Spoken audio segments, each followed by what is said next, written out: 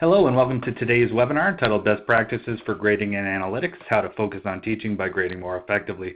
My name is Matt Belvick and I'll be your moderator for today's session.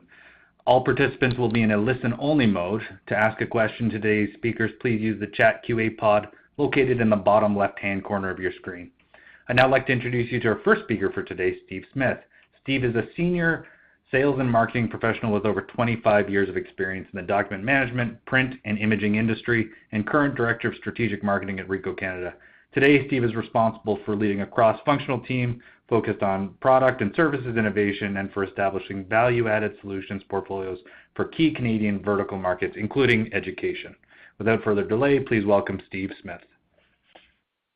Thanks very much, Matt, and again, thanks and welcome to everyone, and thanks for joining us today. As mentioned, I'm Steve Smith, Director of Strategic Marketing at Canada, and we'll be joined today by our special guest, Professor James Colliander, who will be talking to us about today's subject, and we'll be introducing him in a moment. But first, I just want to go have a look at our agenda, which I'd like to start off by sharing a few thoughts around innovation in education today, and especially as it relates to the student experience. And then I'd like to talk about or give you an overview of the issues that we are seeing in different testing environments today before handing off to James, who will share with you his perspective and his real-world issues around testing and grading and how he's been able to bring new levels of efficiency and effectiveness to this key education workflow. As Matt mentioned, we'll be taking your questions at the conclusion of today's presentation.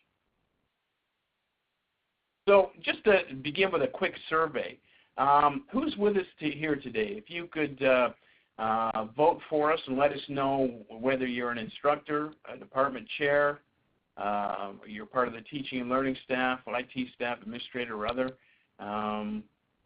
you could let us know. That would be great. A few responses coming in.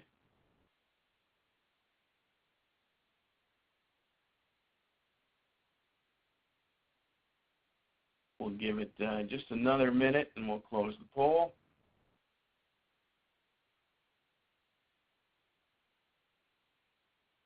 Okay, so it looks like most of us are from our instructors or department chairs, teaching staff, which is great. It's a perfect audience for the message today. Thank you for that.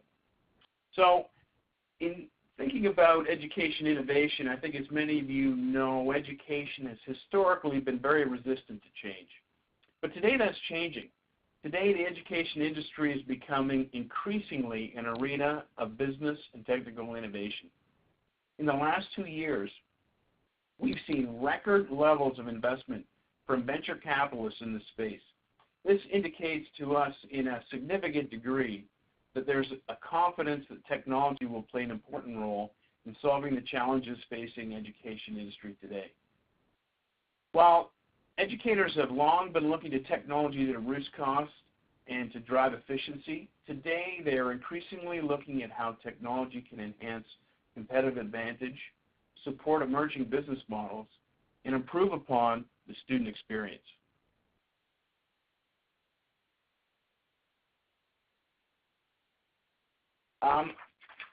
This is not going to be a commercial for Ricoh. I don't think anyone's tuned in to hear about that, but we think it's important to provide you with some context about why Ricoh is talking to you about testing and grading here today. Our global value proposition today centers around empowering digital workplaces, and for the education industry that means advancing the digital agenda of schools and campuses. The education vertical is one of only 2 focused global verticals that Ricoh is focused on, and we're helping educators innovate today through an industry-specific solution set. One of our key value areas relates to today's subject, testing and grading. Our solutions and services target faculty and admin efficiency, effectiveness, but especially enhance student experience. We understand that enhancing the student experience at every stage of the student journey is a key to success. It's a top priority for students, faculty, and administrators alike.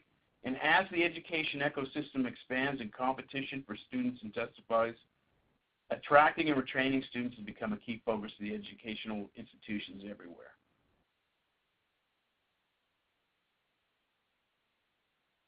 So before I hand off to James, let me just tell you, share with you a little bit what RICO is seeing in the testing and grading environment today. So we're seeing really three different environments. Paper testing, of course, we're all familiar with. Tests are printed, distributed, collected, graded manually by the teacher or teacher's assistant, and then physically returned to the student. This is probably the most common, and it's also one of the more flexible methods of testing from a range of types of questions and responses that can be permitted. And it allows for some customized feedback, although it's fairly manual. The issues in this environment is bias. Fair play is the first and final requirement in matters of testing and grading, and bias is common when we can see the name of the student that is associated with the paper we're marking.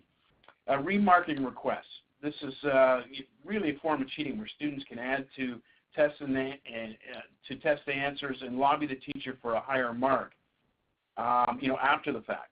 If there's no digital record of what was originally submitted, it can be very difficult for teachers to legitimize, the request for additional marks. The marking and efficiency, especially at scale, is very difficult. Lugging home racks of papers, coordinating, student, teaching assistants and teachers to gather together and grade exams and midterms can be very laborious. And as well, we're hearing from teachers that things like paper cuts and germs, especially at grade time, are a problem. And analytics are very difficult to get to. They're almost non-existent without massive manual inputs. Next, we look at what we call OMR, or optical mark recognition testing. And this is tests that are printed using specialized hardware, software, and special paper as well. It's proprietary technology. Many of you will know this as Scantron. That seems to be the pervasive supplier out there. These systems are getting very old and costly to run and maintain. Although there's some advantage in testing a grade here, can be done relatively efficiently. There are some difficulties in terms of constructing multiple choice type of questions, and multiple choice is the only format you can use here. So this can be a demanding task, and it's very tempting for teachers to make use of commercially available exams or to pull old tests from files, to accomplish, getting a test pulled and put together. There's no opportunity to provide feedback here either. You get a mark, really, that's it. This is a missed opportunity to extend learning. And also, some of the performance analytics can be a little misleading. If a student guesses at a question and guesses correctly, the conclusion might be that the student has grasped or understood that concept, when in fact the opposite may be true. And just a word on multiple choice versus long-form testing here. According to a recent Stanford University posting entitled Testing and Grading, Tomorrow's Teaching and Learning, the distinctive value of essay exams on term papers is in that they offer the freedom for students to offer their thoughts in their own words, to organize an integrated chain of thought, to elaborate on findings and communicate ideas to others. And that is a stronger, indication of achievement and learning than the recognition or recall of maybe isolated bits of information. And finally, what we're seeing is an emerging use case and emerging opportunities for digital testing. These are tests that are made available electronically, and responses are keyed in and graded online. So this is really emerging, and we're seeing this more in individualized or personalized learning environments. It lends itself well to those environments where it's self-paced learning takes place, and feedback or delivery of content can be customized and delivered back in real time and tailored to a student's particular needs. At scale, however, and in group testing environments, there's still a number of challenges today. There are issues with digital testing infrastructure, having equipment, rooms, and computers and notebooks available. The cost and management of that is difficult, as is the IT infrastructure, bandwidth, accessibility, cost, connectivity, and security. In fact, recently Ontario's EQAO, an independent agency that creates and administers large-scale assessments to measure Ontario students' achievement in reading, writing, and math, proposed a digital testing initiative in 2016 that had to be canceled due to widespread technical issues with their system caused by denial of service cyber attack as they planned to execute on testing, and they had to return to paper-based tests.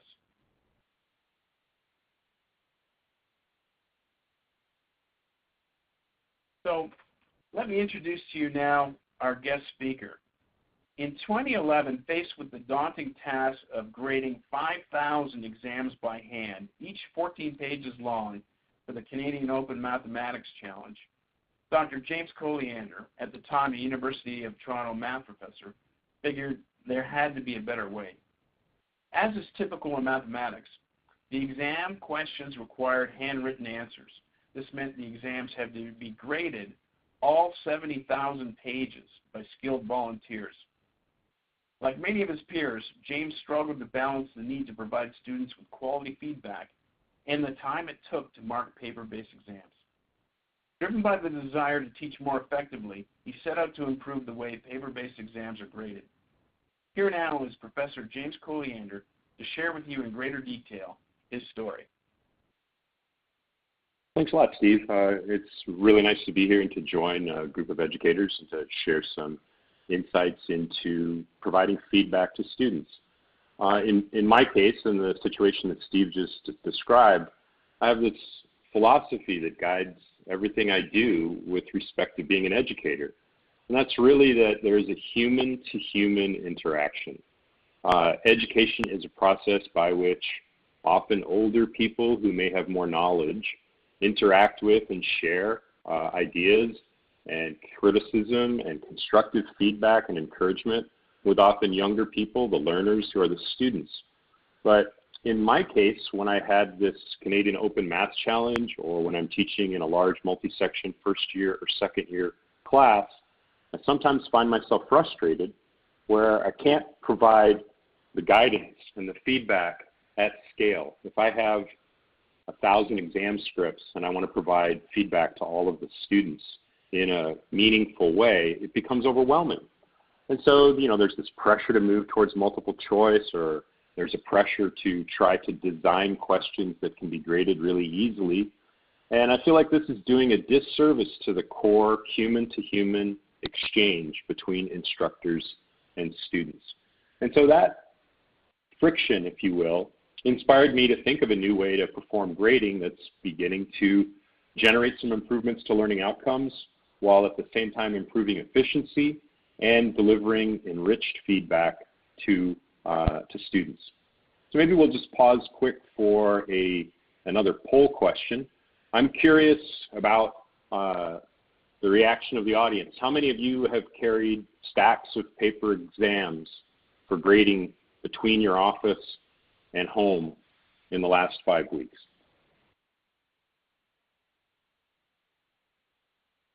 And I'll just wait for a moment while the results come in. There is this sort of typical picture of an instructor, maybe sometimes while family is doing something on a Saturday. They're sitting around at the dining room table covered in paper. I know I've had that situation before. Looks like we have some results here, so let me go ahead and skip to the results. Yeah, one person hasn't done it, or I should say 25% of the folks haven't done it, and quite a few other people have, and some don't like it. I don't like it either, and I feel like there is another way. But at the same time, I recognize that, at least in my subject, mathematics, there is a persistent need for paper-based expression. And students need to be able to express themselves and their ideas using the way that they learn. And right now, I think pencil on paper or pen on paper it remains one of the very best ways for students to express themselves. There are emerging technologies, and the strategy that we've built with this company, Crowdmark, is one that involves a taper that can serve paper-based assessments as well as fully digital assessments. So let me tell you a little bit about our solution. So Crowdmark provides two workflows, one for fully digital assessments that students would upload as PDF files, or that they would upload by taking mobile phone photos of paper-based work. And we have another workflow for midterm and final exams. And this workflow involves some novel technology using QR codes to take paper-based exams and convert them into digital images through rapid scanning processes. And then all of those pages arrive inside of a very slick, beautiful web interface for performing grading activity. So what you see here on this slide are two aspects of our technology. You see the grading interface inside of the computer display monitor. On the left side, there's a toolbar where you can change various tools to make pen-like annotations on the page. You can also leave text comments. And the text comments include support for mathematical notation and chemical notation using TeX. The text comments also include support for embedded hyperlinks, embedded images, and they're also designed to be very easily redeployed. So when you're grading question 4 in a given exam, and you might have 1,000 of these question 4s to grade, in the typical paper-based grading process, you find yourself with your red pen writing the same comment over and over and over again in the margin. And after you've written that comment many times, if you're like me, you begin to grow tired writing that comment over and over.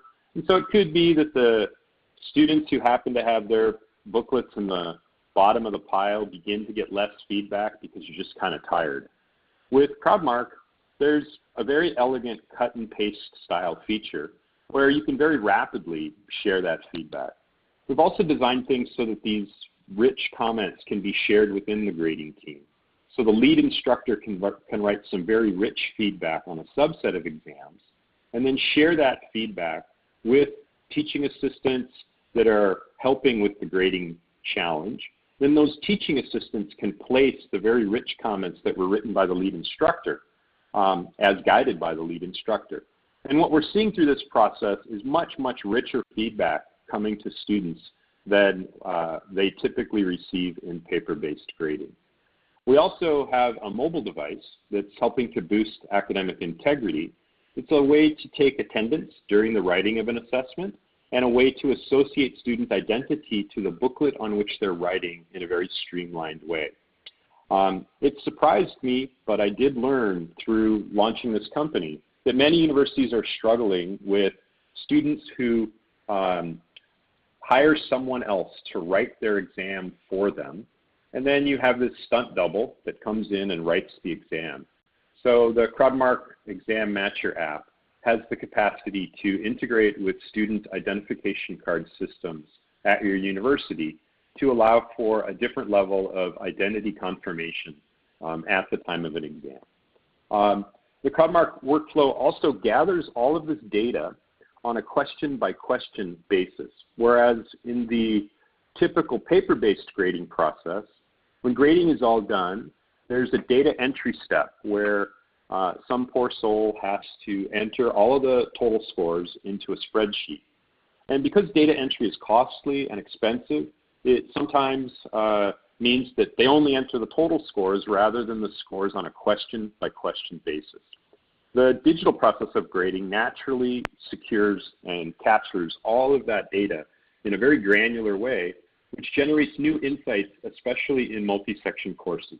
So for example, suppose you have a course with 5 different sections, and maybe on question 7, you observe that all of the students in one section got that question correct, whereas in another section on that particular question, for some reason, many students did not get it correct. Is that because the leader of one of the sections leaked the question, or is it because the pedagogy on that particular concept was better in one section than in another? And in this way, the granularity of the data provides a feedback loop not just to the students, but also to the instructional team and allows for improvements in the pedagogy. Maybe we'll ask one more poll question. So we have several instructors here. How do you organize your grading teams? Do you grade everything yourself? Do you have TAs in a room that you compensate with pizza? Do you have to chase down your TAs? I'm curious about how this works in your environment. I'll pause for a moment while you fill out the poll.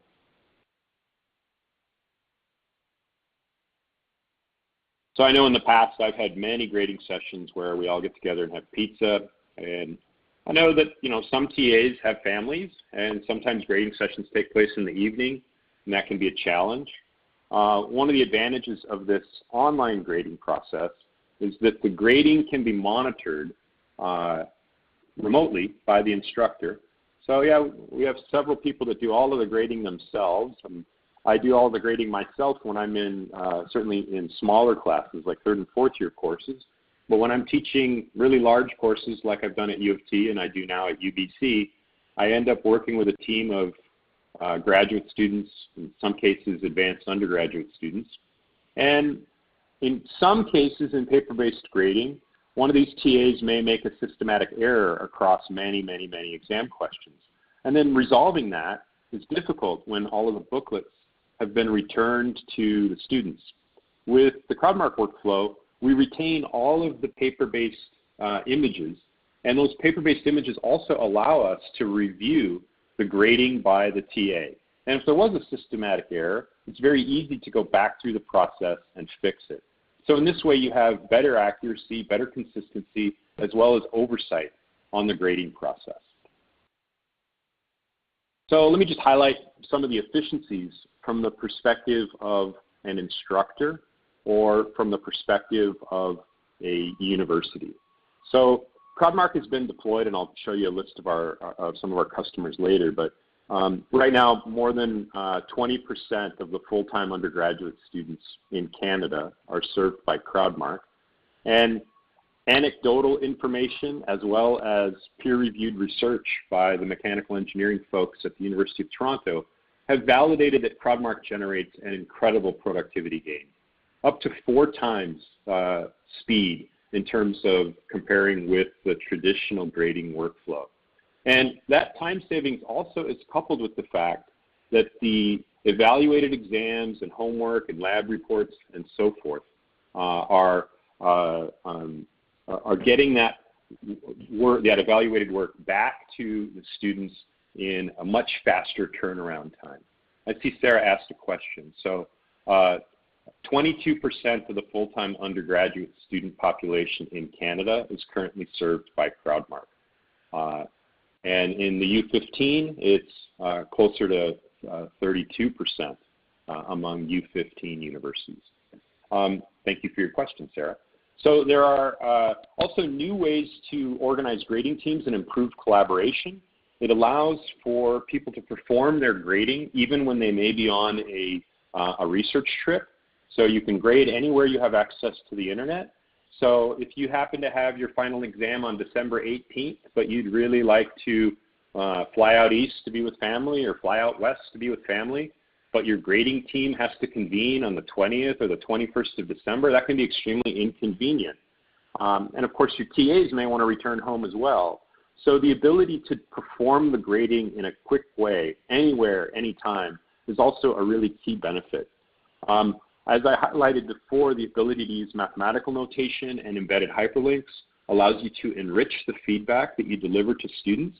And it also allows you to put anchor links that will guide students to learning resources related to a mistake that they may have made on a question, or to direct them to other learning resources based on something they wrote about in their essay.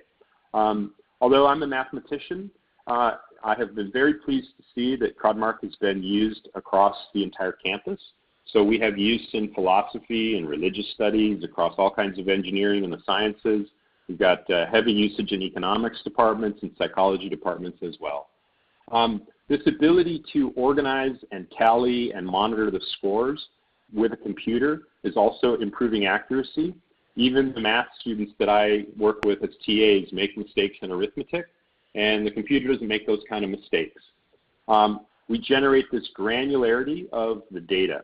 And one thing that I want to highlight is the data that flows through Crowdmark is, I think, different from the way the data flows through a lot of other education technology companies in an important key respect. And I think this is partly because of the fact that I'm a university professor. The data that flows through Crowdmark is owned by the university. It's hosted by Crowdmark, delivered back to the university instructors and staff and TAs within the Crowdmark interface, but it's also made available through a RESTful open API. So if a university wants to download all the page images for local storages, we facilitate that.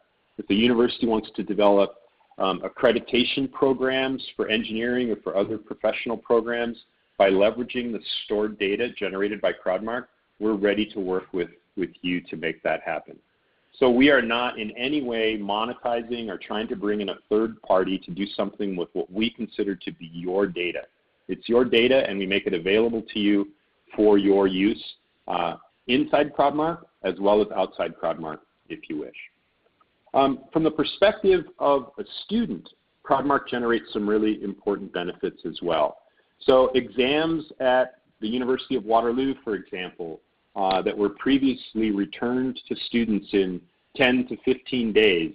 At Waterloo, they've been really using Crowdmark in an efficiency-focused way. They are frequently returning exams to classes with 1,000 or 1,500 students in less than a day, fully graded with text comments, including hyperlinks, in less than a day. And this changes the experience of a midterm. So if you're writing a midterm as a student, you might be very stressed out, but you study really hard for the midterm, then you write it, and you wonder. And if you get your midterm back 2 weeks later, you probably forgot the situation you were in when you wrote that question. But if you get it back in a timely way within 24 hours, you can remember the way you were approaching the problem, and you're engaged in a different way in what might have otherwise been a summative assessment.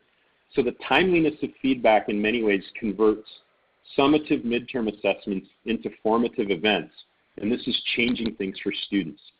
In another way that Crowdmark really benefits students, many universities have a process where they go to a specific location on campus to slide a homework submission into an envelope or into a little ballot box like a piece of infrastructure. With Crowdmark, submissions can be made digitally, so you don't have to traipse across campus through a blizzard to hand in your homework before a deadline. Instead, you can stay in your pajamas and just submit it online if need be. Some students, I didn't know this, but some students express a lot of stress when exams are handed back in class. So, the neighbor's saying, what did you get? And maybe you don't want to share that. But that process of passing back exams also forces some students to interact in a stressful way with an evaluative moment in the presence of their peers. And many students experience that as a stressful event. With Crowdmark, the evaluated exams are delivered through an electronic means, and in this way they get it and can review their work in a private way if they wish. In addition to providing this rich feedback, Crowdmark also generates an incredible amount of data that we are exploring to build AI methods to personalize study plans. So if I know, as Crowdmark will know, how a student has performed across an entire class of work, and I know learning outcomes for every one of the question items on midterm 1 and midterm 2, and the learning outcomes expectations on homeworks 1, 2, 3, 4, and 5. All of that information across the entire class with scores and text feedback from the graders presents a data source that allows Crowdmark to generate personalization that will guide students towards where their areas of weakness are in advance of a final exam. Okay, I have another question for you. When you pass back exams in your class, according to the privacy rules in Canada and the United States, you're not supposed to just put them in a box outside of your office, although I do still see some people do that. You're supposed to pass back the exam that belongs to a specific student, to that student and to no one else because of privacy issues. How long does it take you to pass back exams in class? And this is probably going to be thought of as maybe a single event. When you pass back exams on midterm 1, how long does it take you to pass it back?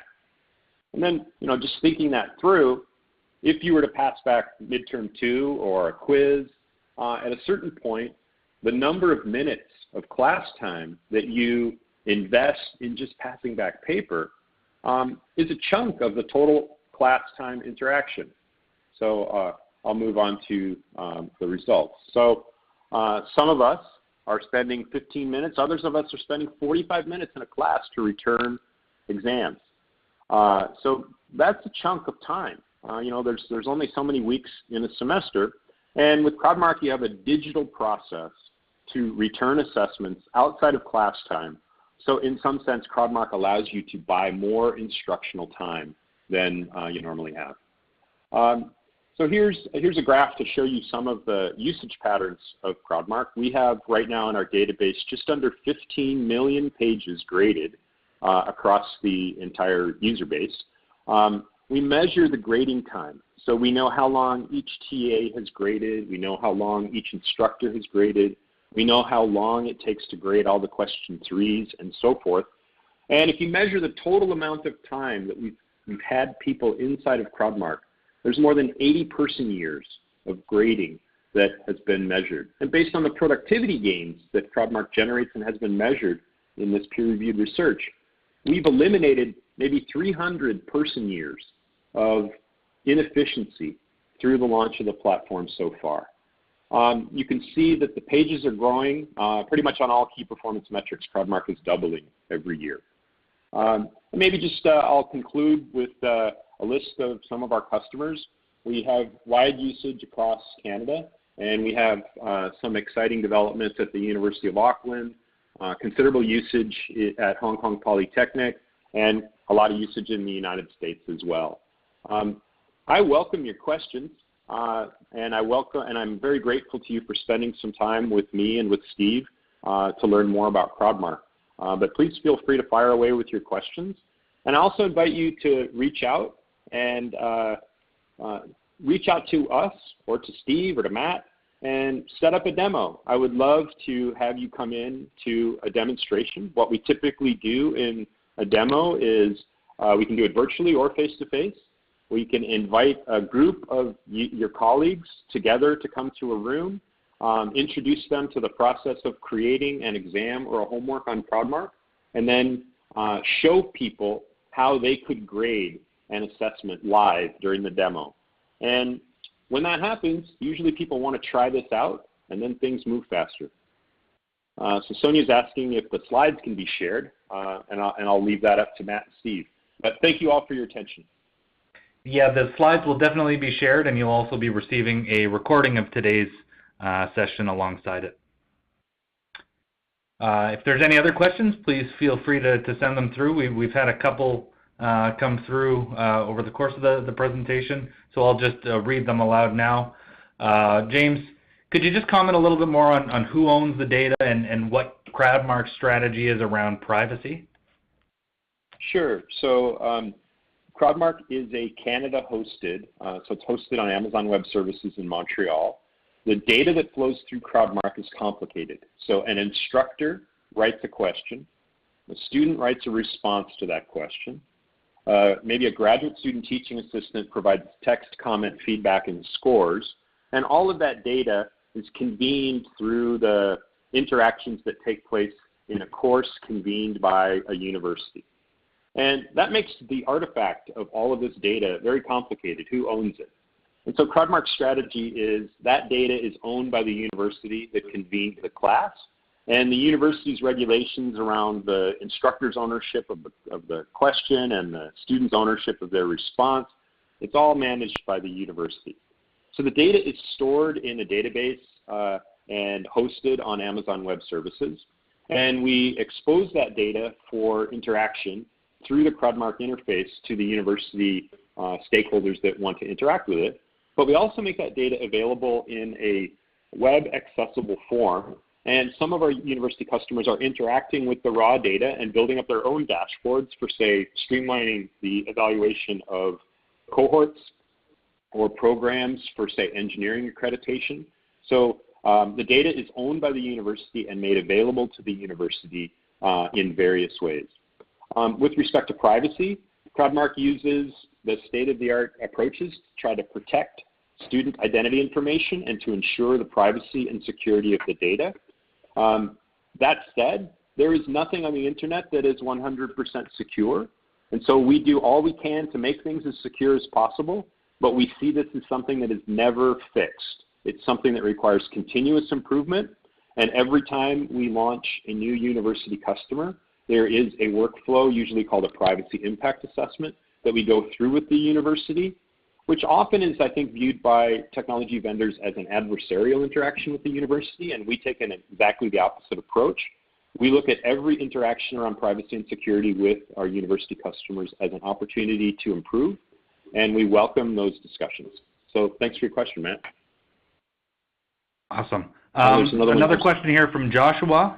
Is it possible to mark one question at a time, since this method tends to be the fastest?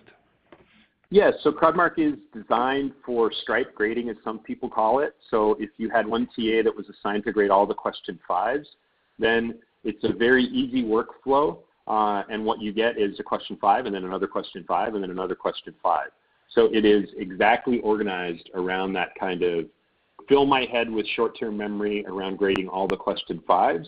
And the workflow also, part of the time savings is illustrated there, where if you pick up a pile of papers and you have to thumb through to find the page 5, and then you mark your grade, and then you set it aside. You pick up the next booklet, you page through, you find question 5.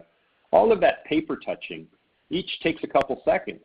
But if you're grading 1,000 exam booklets and you have to spend 8 seconds per booklet just paging through, that really tallies up over time. So yes, it's designed exactly as you'd like, Joshua. I see Arpin also asks, where are the servers located? All of the entire Crowdmark operation is located in Canada. It is hosted on Amazon Web Services in the Amazon Web Services Canada region, which is in Quebec. We have the capacity, if required, to launch separate Crowdmark services in other locations. But for Canada especially right now, everything is hosted in Canada. We are running our worldwide operation on Canada-based services.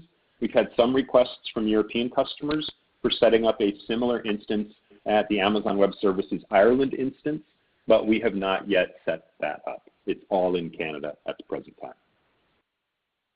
Great, thank you. Sarah has also asked, can you please outline how Crowdmark can be used as an alternative to OMR systems? Sure. So first off, in January of this year, Crowdmark will support OMR within the booklets. So the current version of Crowdmark is really focused on documents that require human evaluation. And one thing that we've seen is some universities that had previously relied on OMR because of efficiency, once they began to see that the efficiency gains from Crowdmark were real, some of those universities have moved away from OMR towards richer, deeper questions that can offer more feedback and the opportunity to probe higher order learning and a different level of evaluation. That said, some folks are still sometimes combining OMR booklets with Crowdmark booklets that are going through separate pieces of technology. And because of that, we've developed an OMR capacity. And so Crowdmark will launch the capacity for instructors to create booklets that will have some pages involving free-form responses and other pages involving machine-gradable OMR. That's, I think, an answer to Sarah's question. Great. And there's a couple more here from Joshua. I'll just group them together. So the first is, can you access questions from last year's tests and use the same comment pool year over year? And the next is, will other universities or professors see or have access to my questions or data?